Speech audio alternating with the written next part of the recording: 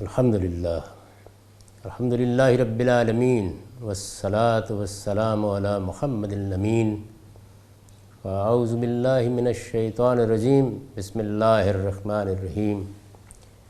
خواتین و حضرات، ہم میزان حصہ دوم میں چھٹے باب کا مطالعہ کر رہے ہیں۔ اس کا عنوان ہے قانون جہاد۔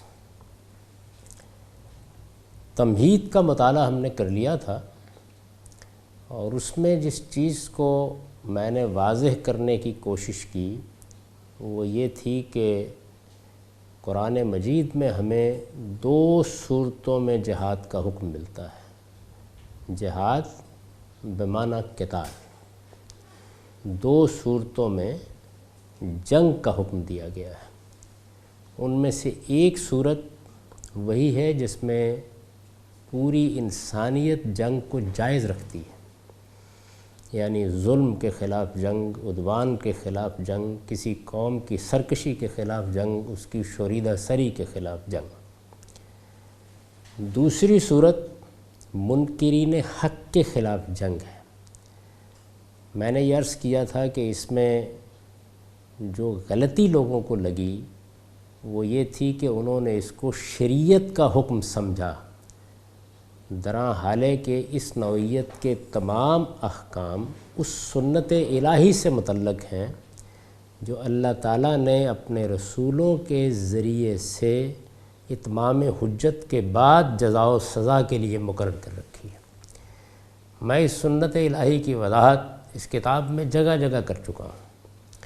اس کا خلاصہ میں نے عرض کر دیا تھا کہ جس وقت اللہ تعالیٰ اپنے کسی رسول کے ذریعے سے کسی قوم پر اپنی حجت پوری کر دیتا ہے، یعنی اس پر حق کو اس درجے میں واضح کر دیتا ہے کہ کسی کے پاس کوئی عذر باقی نہیں رہتا، تو پھر اسی دنیا میں جزا بھی ہوتی ہے اور سزا بھی ہوتی ہے۔ چنانچہ اس نوعیت کے تمام احکام جن میں مشرکین کے خلاف اقدام کا حکم دیا گیا ہے، اہل کتاب کے خلاف اقدام کا حکم دیا گیا ہے، اس نوعیت کے تمام احکام اس سنت الہی سے متعلق ہیں۔ یہ سزا ہے، عذاب ہے، اس کا جنگ اور قتال سے کوئی تعلق نہیں ہے۔ اس کے لیے جن دو آیتوں کا میں نے انتخاب کیا ان پر بھی اس کتاب کے طالب علموں کو توجہ کرنی چاہیے۔ یعنی اللہ تعالیٰ نے جہاں یہ بات واضح کی ہے اور اصول کے طور پر واضح کی ہے کہ جنگ کی اجازت ہی کیوں دی جاتی ہے، اس کے لیے میں نے جس آیت کا انتخاب کیا وہ سورہ حج کی آیت ہے۔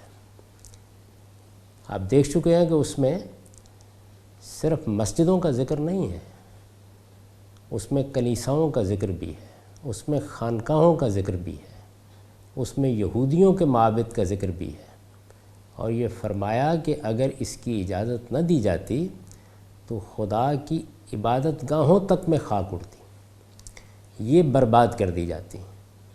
اور دوسرے کے لیے سورہ یونس کی آیت کا انتخاب کیا جس میں یہ بتایا گیا ہے کہ جب اللہ کے رسول آتے ہیں تو خدا کی وہ سنت ظہور پذیر ہو جاتی ہے جس کو میں نے قانون اتمام حجت سے تعبیر کیا ہے۔ اس میں یہ ارشاد کیا گیا ہے کہ قضی بینہم بالقسط، یعنی پھر ان لوگوں کے مابین جن کی طرف رسول آتا ہے انصاف کے ساتھ فیصلہ کیا جاتا ہے، یعنی اسی دنیا میں ایک قیامت صغریٰ برپا کر کے جزا و سزا ہوتی ہے۔ جزا کا پہلو اہل ایمان کے غلبے کی صورت میں نمایاں ہوتا ہے، اور سزا کی مختلف صورتیں ہیں جن میں موت تک کی سزا دے دی جاتی ہے۔ اب ہم یہ دیکھیں گے کہ اس جہاد کا اذن مسلمانوں کو کس موقع پر دیا گیا اور کس وجہ سے دیا گیا۔ تمہید میں اس بنیادی حقیقت کی وضاحت کے بعد اب اسی حقیقت کی توضیح ہوگی آگے۔ اس میں ظاہر ہے کہ سب سے پہلا سوال یہی پیدا ہوتا ہے کہ کیا جنگ یا جہاد کی نوعیت یہ ہے کہ ایک نیکی کا کام سمجھ کے میں اٹھوں اور اس کا آغاز کر دوں؟ کیا اس کی نوعیت یہ ہے کہ ایک جتھا بنایا جائے اور اس کا آغاز کر دیا جائے؟ اگر یہ ہے یعنی ایک تطوع کا کام ہے، نیکی کا کام ہے، خیر کا کام ہے، جیسے نماز پڑھنی ہے، روزہ رکھنا ہے، حج کرنا ہے، انفاق کرنا ہے، لوگوں کی خدمت کا کوئی کام کرنا ہے، میں جب اٹھوں اس کام کی ابتدا کر دوں، کیا اس طرح کی صورتحال ہے؟ تو قرآن مجید نے اس کے لیے ایک بڑا معنی خیز لفظ استعمال کیا ہے، وہ ہے اذن، یعنی یہ ایسا نہیں ہو سکتا، اس کے لیے خدا اذن دے گا۔ وہ اذن کب دیا گیا، کیوں دیا گیا، اس کے لیے جو آیت سر عنوان ہے یہ بھی سورہ حج کی آیت ہے۔ یہ سورہ حج قرآن مجید کی 22ویں سورہ ہے اور یہ 39-40 آیات ہیں۔ ارشاد فرمایا ہے اذن للذین یقاتلون بانہم ظلموا وان اللہ علی نصرہم لقدیر الذین اخرجوا من دیارہم بغیر حق الا ان یقولوا ربنا اللہ، جن سے جنگ کی جائے انہیں جنگ کی اجازت دی گئی۔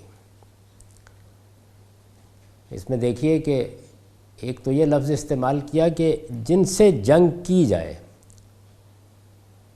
یعنی اگر دوسری طرف سے جارحیت نہیں ہے تو پھر کوئی جواز بھی نہیں ہے۔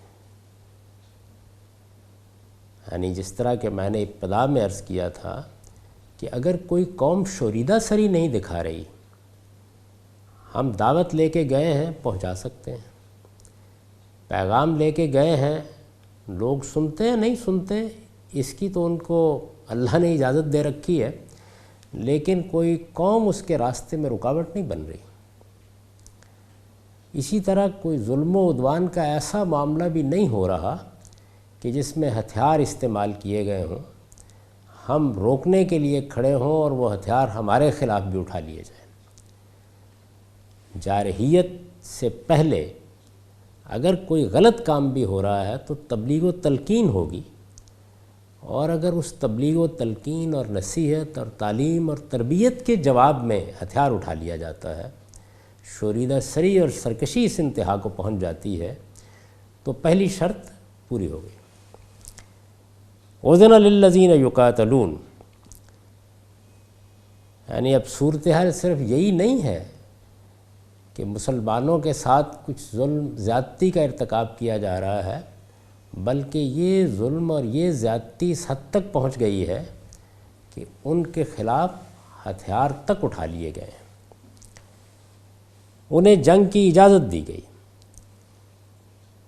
یہ ہتھیار تو بہت عرصے سے اٹھا رکھے تھے، بلکہ یہ معلوم ہے کہ ابتدائی زمانے ہی میں مسلمانوں کو اذیتوں کا نشانہ بھی بنایا گیا، ان میں سے بعض کو قتل تک کر دیا گیا۔ اس سب کچھ کے باوجود اللہ تعالیٰ نے اجازت نہیں دی۔ سیرت کی کسی کتاب میں اگر آپ مکے کے واقعات پڑھیں تو غلاموں اور زیر دستوں کے ساتھ جو معاملہ قریش کے سرداروں نے کیا ہے، اس کو پڑھنے کے بعد آدمی کے اوپر ایک عجیب کیفیت طاری ہوتی ہے کہ وہ کیا اللہ کے بندے تھے جنہوں نے ان حالات میں حق کی شہادت دی، اور وہ کس طرح کے ظالم لوگ تھے جو اس طرح کے شدائد پر اتر آئے۔ لیکن اللہ تعالیٰ نے اجازت نہیں دی، اب یہ اجازت دی جا رہی ہے۔ الفاظ یہ ہیں کہ اذن للذین یقاتلون، جن سے جنگ کی جائے انہیں جنگ کی اجازت دی گئی، یعنی اب مسلمانوں سے کہا گیا کہ وہ بھی ہتھیار اٹھا سکیں گے۔ کیوں؟ بأنہم ظلموا، اس لیے کہ ان پر ظلم ہوا ہے۔ اس سے میں نے وہ عنوان قائم کیا ہے کہ ظلم و عدوان کے خلاف جنگ۔ جہاد اور قتال کی دو صورتیں ہیں، ایک ظلم و عدوان کے خلاف جنگ۔ وَأَنَّ اللَّهَ عَلَىٰ نَصْرِهِمْ لَقَدِيرٌ، اور اللہ یقیناً ان کی مدد پر پوری قدرت رکھتا ہے۔ یعنی مطلب یہ ہے کہ اگر اب وہ اقدام کرنا چاہیں، اب وہ ظلم کا جواب دینا چاہیں، اب وہ زیادتی کی سزا اپنے مخالفین کو دینا چاہیں، تو اللہ اجازت بھی دے رہا ہے اور اللہ نصرت کا وعدہ بھی کر رہا ہے۔ اس ظلم کی مزید وضاحت کی ہے، الذین اخرجوا من دیارہم بغیر حق، وہ جو اپنے گھروں سے ناحق نکال دیے گئے۔ گھروں سے ناحق نکال دیے گئے، یہ اپنی ذات میں بھی بڑا ظلم ہے، لیکن اس ظلم کی شناخت کو واضح کیا ہے کہ کس جرم میں نکال دیے گئے۔ یعنی انہوں نے چوری کر لی تھی، ڈاکہ ڈالا تھا، کسی قانون کی خلاف ورزی کی تھی، کیا انہوں نے کسی بغاوت کا ارتکاب کیا تھا؟ نہیں، الا ان یقولوا ربنا اللہ، صرف اس بات پر گھروں سے نکال دیے گئے کہ وہ کہتے تھے کہ ہمارا رب اللہ ہے۔ یعنی انہوں نے توحید کی شہادت دی، اس پر ایمان کا اظہار کیا، اور محض اس جرم میں گھروں سے نکال دیے گئے۔ یہ قرآن مجید میں جنگ کی اجازت کا حکم بیان ہوا ہے۔ یعنی سب سے پہلے یہی آیت ہے جس نے مسلمانوں کو اس کی اجازت دی۔ میں نے لکھا یہ قرآن کی پہلی آیات ہیں جن میں مہاجرین صحابہ کو اس بات کی اجازت دی گئی کہ وہ اگر چاہیں تو جارحیت کے جواب میں جنگ کا اقدام کر سکتے ہیں۔ یہ جو میں نے لفظ استعمال کیا کہ یہ اجازت مہاجرین صحابہ کو دی گئی، یہ خود آیت کے الفاظ سے واضح ہے، الذین اخرجوا من دیارہم بغیر حق۔ اس سے یہ بات آپ معلوم ہو گئی کہ اگرچہ یہ سورہ مکی ہے، لیکن اس کا یہ حصہ اس وقت نازل ہوا ہے جب کہ ہجرت کا واقعہ ہو چکا ہے۔ یہ قرآن کی پہلی آیات ہیں جن میں مہاجرین صحابہ کو اس بات کی اجازت دی گئی کہ وہ اگر چاہیں تو جارحیت کے جواب میں جنگ کا اقدام کر سکتے ہیں۔ قرآن نے بتایا ہے کہ یہ وہ لوگ تھے جنہیں بالکل بے قصور محض اس جرم میں ان کے گھروں سے نکلنے کے لیے مجبور کر دیا گیا کہ وہ اللہ ہی کو اپنا رب قرار دیتے ہیں۔ قریش کے شدائد و مظالم کی پوری فرد قرارداد جرم اگر غور کیجئے تو اس ایک جملے میں سمٹ آئی۔ یعنی یہ جو قرآن مجید نے فرمایا نا کہ الذین اخرجوا من دیارہم بغیر حق الا ان یقولوا ربنا اللہ، یہ چند الفاظ کا ایک جملہ ہے، لیکن اس پوری فرد جرم کو بیان کر دیتا ہے جس کی وجہ سے اللہ تعالیٰ یہ اجازت دے رہے ہیں۔ اس کی وجہ یہ ہے کہ کوئی شخص اپنے وطن اور گھر بار کو اس وقت تک چھوڑنے کے لیے آمادہ نہیں ہوتا جب تک اس کے لیے وطن کی سرزمین بالکل تنگ نہ کر دی جائے۔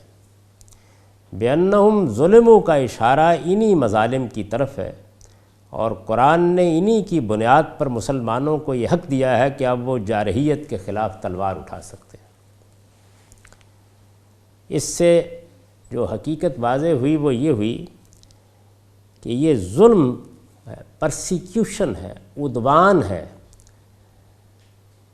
جس کی وجہ سے اللہ تعالیٰ نے یہ بات روا رکھی کہ اب مسلمان بھی تلوار اٹھا سکتے۔ پیچھے مڑ کے دیکھیے تو تمہید میں یہی بات واضح کی گئی تھی کہ جنگ کی، جہاد کی، قتال کی اجازت اس لیے دی گئی ہے کہ ظلم کا دفاع کیا جا سکے، ظلم کو روکا جا سکے، قوموں کی سرکشی اور شوریدہ سری پر ان کی تعذیب کی جا سکے۔ اور میں نے یہ واضح کر دیا تھا کہ یہ ہمارے دین کا بھی حکم ہے، اور اس کو انسانی ضمیر عالمی سطح پر قبول بھی کرتا ہے۔ چنانچہ اقوام متحدہ بھی جنگ کی اجازت دیتی ہے، اور جب دیتی ہے تو اسی اصول پر دیتی ہے۔ جارحیت ہوئی ہے، ظلم و عدوان کا ارتکاب ہوا ہے، کسی قوم نے سرکشی کا ارتکاب کیا ہے، اس کے بعد پھر جنگ کی اجازت دی جاتی ہے۔ یہاں زیر بحث نہیں ہے کہ ظلم کی تعین کے معاملے میں غلطی ہوئی ہے یا وہ اقدام صحت پر مبنی ہے، وہ اطلاق ہے۔ میں اصول کی بات عرض کر رہا ہوں کہ جب نیٹو افواج کو یہ حق دیا گیا کہ وہ افغانستان پر حملہ کریں تو اس کے پیچھے استدلال یہی ہے، یعنی اسی بنیاد پر ایک عالمی ادارہ بھی یہ فیصلہ کرتا ہے کہ اب جنگ کی جا سکتی ہے یا جنگ کا اقدام کرنا ضروری ہو گیا ہے۔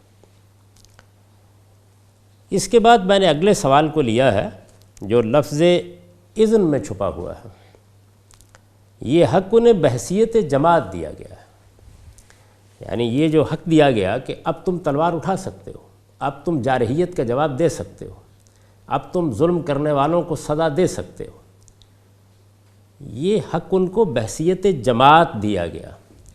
یہ بات سمجھ لینی چاہیے کہ دنیا بھر میں جو جنگ اور جزا و سزا کے قوانین ہوتے ہیں یہ ہمیشہ اجتماع سے متعلق سمجھے جاتے ہیں۔ چنانچہ زبان کا قاعدہ یہ ہے کہ جس وقت کوئی حکم سامنے آئے گا تو یہ دیکھا جائے گا کہ اس کا مخاطب فرد ہے یا اس کا مخاطب جماعت ہے۔ اگر تو حکم کی نوعیت ایسی ہے کہ وہ خود بخود اس بات کو واضح کر دیتا ہے کہ اس حکم میں اجتماع ہی کو خطاب کیا گیا ہے تو پھر الفاظ میں اس کی تصریح کی ضرورت نہیں ہوتی، اور یہ دو ہی چیزیں ہیں، اور دنیا بھر کے قانونی لٹریچر میں ان کے لیے اس کی ضرورت نہیں سمجھی جاتی۔ یہ وہی چیز ہے کہ شان کلام حکم کی نوعیت خود واضح کر رہی ہے، وہ خود بتا رہی ہے، اس کے بارے میں کسی استدلال کی ضرورت نہیں ہے۔ اور دوسری وہ چیزیں ہیں کہ کسی انفرادی نوعیت کے معاملے کو اجتماع سے متعلق کیا جائے، اس میں پھر الفاظ میں صراحت کی ضرورت ہوتی ہے۔ یہ حق انہیں بحیثیت جماعت دیا گیا ہے۔ زبان کے اسالیب سے واقف ہر شخص جانتا ہے کہ قتال کی جو آیتیں بھی قرآن میں آئی ہیں مسلمان اپنی انفرادی حیثیت میں ان کے مخاطب ہی نہیں ہیں۔ حدود و تعزیرات کی طرح ان آیات کے مخاطب وہ بحیثیت جماعت ہیں، یعنی مسلمانوں کی پوری جمعیت، ان کا نظم اجتماعی۔ ایک قوم ایک اپنی انفرادی حیثیت رکھتی ہے، اس میں فرد خود ایک شخصیت ہے، اس کو بھی ہم خطاب کرتے ہیں، اور بالکل اسی طریقے سے قوم بحیثیت قوم بھی ایک حیثیت رکھتی ہے۔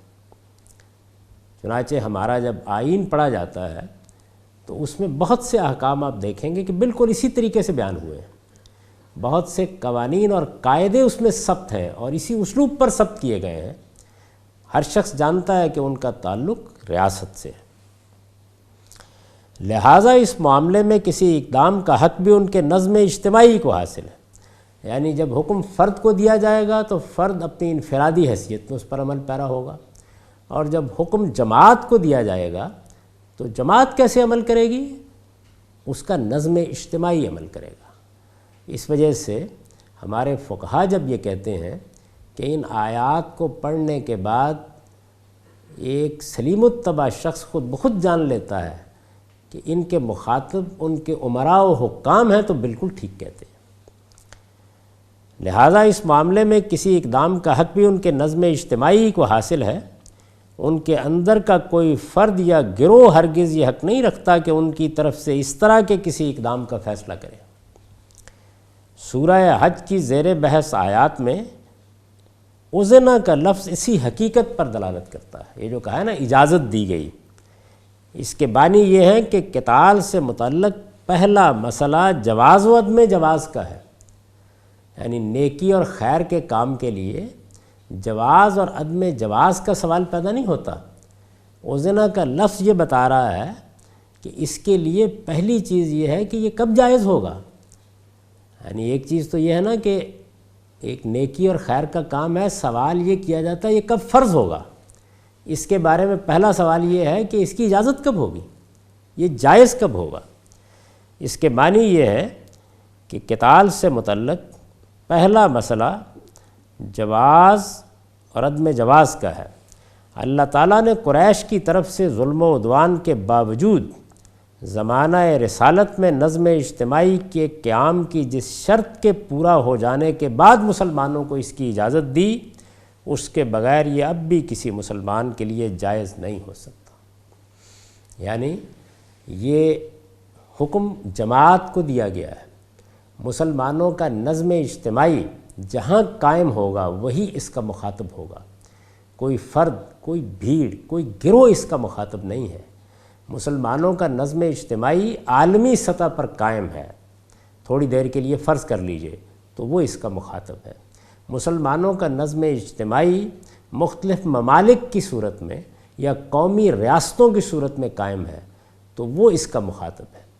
اس کا مخاطب فرد بحیثیت فرد نہیں ہے کہ وہ اٹھے اور یہ کہے کہ ایک نیکی کا کام ہے، اللہ کا حکم ہے، اس نے مجھے فرمایا ہے، اس وجہ سے میں یہ اقدام کر رہا ہوں۔ اس زمانے میں لوگوں نے اس چیز کی خلاف ورزی کی اور اس کے لیے پھر بعض استدلالات بھی پیش کیے۔ ان میں سے ایک استدلال ابو بصیر رضی اللہ عنہ کی کارروائیوں سے کیا گیا ہے۔ یہ معلوم ہے کہ رسالت بآب صلی اللہ علیہ وسلم نے جب حدیبیہ کا معاہدہ کیا تو اس میں ایک شرط یہ بھی تھی کہ اگر کوئی شخص مسلمانوں میں سے قریش کے پاس ہوگا اور وہ وہاں سے آنا چاہے گا، مسلمان اس کو واپس کر دیں گے، لیکن اگر ادھر سے کوئی قریش کے پاس جائے گا تو اسے واپس نہیں کریں گے۔ اس پر دستخط ہو گئے تو ابو بصیر آئے اور انہوں نے آ کے یہ کہا کہ میرے ساتھ تو یہ معاملہ ہوا ہے اور میں اجازت چاہتا ہوں کہ میں آپ کے ساتھ جاؤں۔ رسالت بآب صلی اللہ علیہ وسلم نے ان کو اجازت نہیں دی۔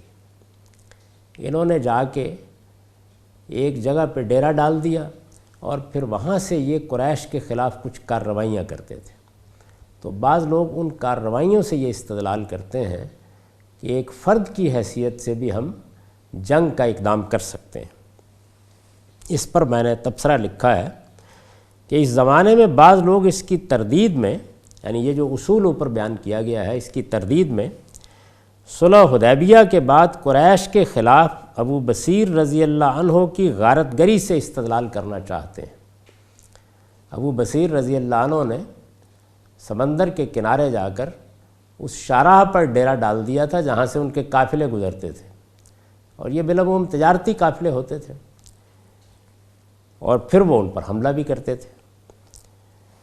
قریش کے خلاف ابو بصیر رضی اللہ عنہ کی غارت گری سے استدلال کرنا چاہتے ہیں، یہ محض علم و نظر کا افلاس ہے۔ قرآن مجید نے سورہ انفال کی آیت 72 میں پوری صراحت کے ساتھ فرمایا ہے کہ جو لوگ ہجرت کر کے مدینہ منتقل نہیں ہو سکے ان کے کسی معاملے کی کوئی ذمہ داری رسول اللہ صلی اللہ علیہ وسلم اور ریاست مدینہ کے مسلمانوں پر عائد نہیں ہوتی۔ یعنی پہلی چیز تو یہ ہے کہ اس کا کوئی تعلق اس سے نہیں کہ یہ رسالت مآب صلی اللہ علیہ وسلم کی اجازت سے ہوا یا اس کی ذمہ داری مسلمانوں پر عائد ہوتی ہے۔ مسلمانوں کا ایک نظم موجود تھا، جب تک کوئی آدمی اس نظم میں شامل نہیں ہو جاتا تھا، ہجرت کر کے اس کا حصہ نہیں بن جاتا تھا، اس وقت تک اللہ تعالیٰ نے واضح کر دیا سورہ انفال میں کہ مسلمانوں پر اس کے کسی اقدام کی کوئی ذمہ داری نہیں۔ چنانچہ ابو بصیر نے اگر کوئی اقدام کیا ہے تو وہ اپنے طور پر کیا ہے، اور اس اقدام سے اگر کسی قانون، کسی قاعدے، کسی ضابطے کی خلاف ورزی ہوئی ہے تو اس کی ذمہ داری بھی انہی پر عائد ہوتی ہے۔ نبی صلی اللہ علیہ وسلم یا مسلمانوں پر اس کی کوئی ذمہ داری عائد نہیں ہوتی۔ لیکن بات اتنی ہی نہیں، میں نے لکھا ہے کہ پھر یہی نہیں، بخاری کی روایت کے مطابق، اس کا حوالہ میں نے دے دیا ہے، خود حضور نے ابو بصیر کے ایک اقدام پر یہ تبصرہ فرمایا ہے کہ ویل امہ مسر حرب لو کان لہ عہد، اس کی ماں پر آفت آئے، اسے کچھ ساتھی مل گئے ہوتے تو جنگ کی آگ بھڑکا دیتا۔ یہ تو اردو میں بامحاورہ ترجمہ میں نے کر دیا، مسر حرب کا مطلب یہ ہے کہ یہ تو جنگ کا آلہ بن جاتا۔ تو اس سے خود حضور نے اپنی ناپسندیدگی کا اظہار کر دیا ہے کہ یہ اقدامات خدا کا شکر ہے کہ اس کی ذات تک محدود رہے ہیں، اگر کوئی 2، 4، 5، 10 لوگ اور ہوتے اور ان اقدامات کی شدت بڑھ جاتی تو عین ممکن ہے کہ ہم اس وقت جو حدیبیہ کا معاہدہ کر کے امن کی کوشش کر رہے ہیں، یہ کوشش غارت ہو کے رہ جاتی۔ یہ نبی صلی اللہ علیہ وسلم کا تبصرہ ہے اور یہ بخاری میں نقل ہوا ہے۔ اس سے اندازہ کیا جا سکتا ہے کہ اس معاملے میں آپ کی رائے کیا تھی۔ یہ جملہ معترضہ تھا، ایک ضمنی بات، اس کو میں نے یہاں ایک نوٹ ہی میں بیان کیا ہے۔ اس سے مقصود صرف یہ بتانا ہے کہ اگر کسی جگہ صحابہ کرام کے زمانے میں اس نوعیت کے کوئی انفرادی واقعات ہوئے ہیں تو ان کو ان کی جگہ رکھ کر دیکھنا چاہیے کہ ان کی نوعیت کیا ہے، کیا ان کی ذمہ داری فی الواقع مسلمانوں پر عائد ہوتی ہے، اگر کوئی اقدام کیا گیا ہے تو اس اقدام کے پیچھے کیا محرکات تھے، اس طرح کی ساری چیزوں کو دیکھنا چاہیے۔ انفرادی واقعات یہ اہمیت نہیں رکھتے کہ ان سے ہم اصولوں کا استخراج کریں۔ قرآن مجید نے بالکل واضح طور پر یہ بات کہہ دی ہے کہ اللہ کے اذن کے بغیر جہاد نہیں ہو سکتا، اور اذن کب دیا گیا؟ جب مسلمان ہجرت کر کے ایک جگہ آ گئے، وہاں ان کی باقاعدہ حکومت قائم ہو گئی، ان کا ایک نظم قائم ہو گیا، ان کی ایک باقاعدہ ریاست وجود میں آ گئی۔ میثاق مدینہ نے رسالت مآب صلی اللہ علیہ وسلم کو تمام اختیارات منتقل کر دیے۔ جب ان کے لیے یہ ممکن ہو گیا کہ وہ ایک ایسی حکومت قائم کر لیں جس میں اگر جرم کیا جائے تو سزا دی جا سکے، اور جس میں منظم طریقے سے اگر کوئی اقدام کرنا پیش نظر ہو تو وہ کیا جا سکے، اس سے پہلے اللہ تعالیٰ نے اس کی اجازت نہیں دی۔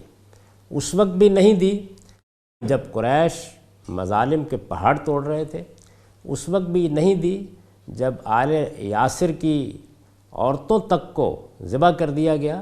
اس کی اجازت اس وقت دی گئی جب مسلمان منظم ہو گئے، ان کا ایک باقاعدہ ریاستی نظم قائم ہو گیا، ان کو سیاسی اقتدار حاصل ہو گیا۔ رسالت مآب صلی اللہ علیہ وسلم صرف خدا کے پیغمبری کی حیثیت سے ان کے لیے مطاع نہیں رہے، آپ کے پاس اقتدار بھی آ گیا۔ اس کے بعد اللہ تعالیٰ نے اس کی اجازت دی۔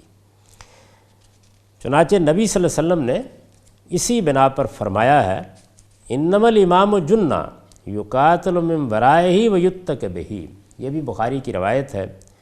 مسلمانوں کا حکمران ان کی سپر ہے، قتال اسی کے پیچھے رہ کر کیا جاتا ہے، اور لوگ اپنے لیے اسی کی آڑ پکڑتے ہیں۔ یعنی مطلب یہ ہے کہ ان کے آگے اگر وہ قتال کا اقدام کرتے ہیں، جنگ کا اقدام کرتے ہیں، تو ان کے حکمران کو ہونا چاہیے، وہ اس کو ڈھال بنا کے، یہ کیوں لفظ استعمال کیا ڈھال بنا کے؟ یعنی کیا جنگ میں وہ اسلحہ کا کام دیتا ہے؟ اس سے مقصود یہ ہے کہ اس ڈھال کے پیچھے ہی مسلمان کھڑے ہوں گے تو نظم ہوگا، اجتماعیت ہوگی، انتشار نہیں ہوگا، انارکی نہیں ہوگی، ایک منظم گروہ منظم طریقے سے یہ اقدام کرے گا۔ تو یہ فرمایا کہ اسی کی آڑ لے کر، یعنی اسی کے پیچھے کھڑے ہو کر، اسی کی رہنمائی میں یہ اقدام کیا جائے گا۔ یہ اقدام فرد سے متعلق ہی نہیں ہے۔ اس چیز کو میں نے اس سارے پچھلے عرصے میں جو کم و بیش اب 30-35 برس پر پھیلا ہوا ہے، بار بار واضح کرنے کی کوشش کی۔ جس وقت ہمارے ہاں افغانستان میں اقدام کیا گیا، اس وقت بھی واضح کرنے کی کوشش کی۔ بعد کے مرحلوں میں بھی بار بار توجہ دلائی کہ اگر کوئی جنگ کی نوعیت کا اقدام کرنا ہے تو وہ ریاست کی افواج کو کرنا چاہیے۔ اگر اس کے لیے کوئی مزید لوگ درکار ہیں تو وہ ایسے ہی بھرتی کرنے چاہیے جس طریقے سے اگر جنگ چھڑ جائے تو عام بھرتی کے طریقے پر افواج ترتیب دی جاتی ہیں۔ یہ طریقہ کسی صورت میں بھی موزوں نہیں ہے کہ افراد کو، تنظیموں کو یہ اجازت دے دی جائے کہ وہ اپنے اپنے گروہ بنا لیں اور پھر ان کے ذریعے سے دائیں اور بائیں مختلف نوعیت کی کارروائیوں کے لیے دستے بھیجے جائیں۔ ان کو ہر حال میں ریاست کے نظم کے اندر آنا چاہیے، بالکل اسی طرح سے جیسے فوج ریاست کے نظم میں ہوتی ہے، جیسے پولیس ریاست کے نظم میں ہوتی ہے۔ فوج اور پولیس بھی غلطی کرتی ہے، لیکن اس کے ازالے کے لیے ہمارے پاس ایک باقاعدہ نظام موجود ہوتا ہے۔ چنانچہ بار بار توجہ دلائی گئی، اس کو کوئی سننے کے لیے تیار نہیں ہوا، اور پھر ایک وقت وہ آ گیا کہ جب لوگوں نے اپنی آنکھوں کے ساتھ دیکھا کہ جن کو وہ مجاہدین کہتے تھے انہوں نے ایک دوسرے کے گلے کاٹے، ایک پورا ملک کھنڈر بنا دیا گیا۔ جو آگ لگی وہ آج تک بجھائی نہیں جا سکی۔ صرف افغانستان ہی نہیں، پاکستان بھی اس کے نتائج بھگت رہا ہے۔ یہ چیز ہے جس کی وجہ سے میں یہاں پر بھی یہ توجہ دلانا چاہتا ہوں کہ جہاد اور قتال، ظلم و عدوان کے خلاف جہاد اور قتال یقیناً اسلام کا حکم ہے۔